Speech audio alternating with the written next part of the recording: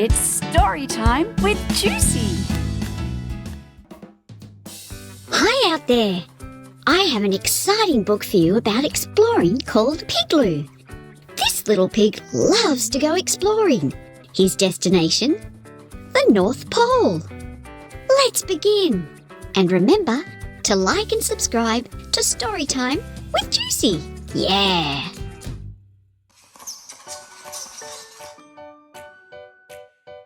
Pigloo by Anne-Marie Pace, illustrated by Lorna Hussey. Pigloo is an explorer. He is destined for greatness and glory. He is planning an expedition to the North Pole. Pigloo has a new sled. He has the boots and mittens and hat that his mother will make him wear. He has stores, that's what explorers call snacks, in his backpack. But Pigloo must wait for the snow. His father says, "Sometimes great explorers must be patient as well as brave." That is the sort of thing fathers of explorers say. Paisley says, Pigloo does not know how to be patient or brave. that is the sort of thing big sisters of explorers say. Pigloo ignores her and practices driving his dog sled. Finally, one evening, the first flakes fall. Pigloo grabs his boots and mittens and hat. Paisley says, If you go outside now, you'll be exploring in mud. Pigloo likes mud, but he will like snow better. From his dog sled, Pigloo searches for the North Star. Even with his spyglass, he cannot find it through the flurries. In the morning, Pigloo puts on his boots and mittens and hat. His mother tells him to take off his hat to eat his eggs. Hats at the table are the sort of thing mothers of explorers don't like. Are you going sledding today? She asks. I am going to the North Pole, Pigloo says, with Paisley. You know Admiral Bird already found it, right? Paisley asks. And I'm not going. I am going a different way, Pigloo says. That is what explorers do. And how will you know when you get there? His father asks. When I see the red and white striped pole, Pigloo says, and maybe a polar bear. Outside, Pigloo considers the best way to get to the North Pole and back before lunch. Finding north is easy, but breaking through the snow is hard. Pigloo needs a faster way to travel. Sledding down a hill will give him all the speed he needs. But at the top of the hill, Pigloo realises that the hill isn't just big, it's huge.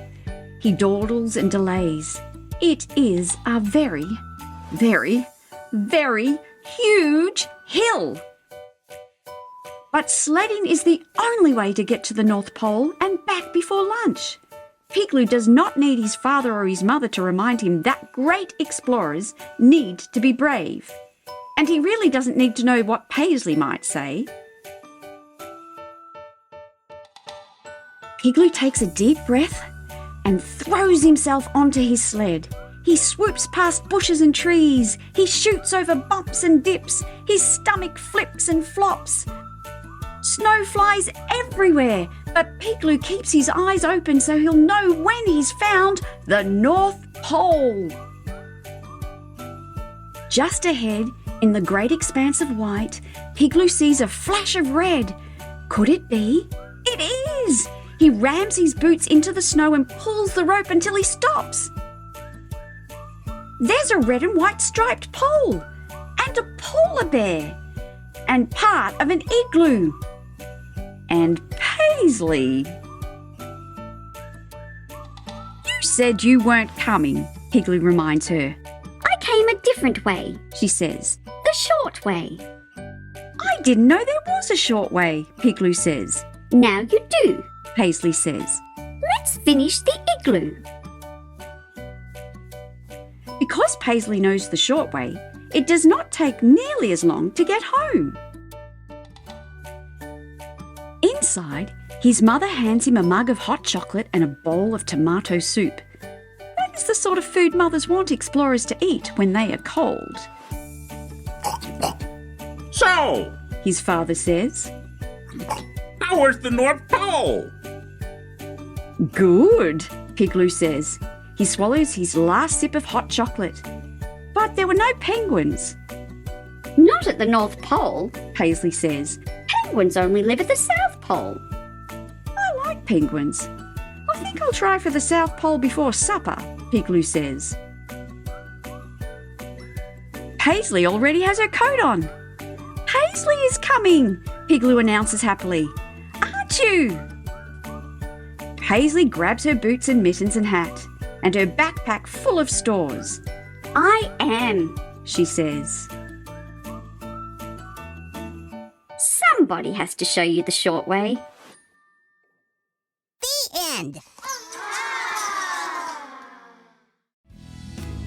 Pigloo makes me want to go exploring. Join me again when we read another exciting book on Storytime with Juicy.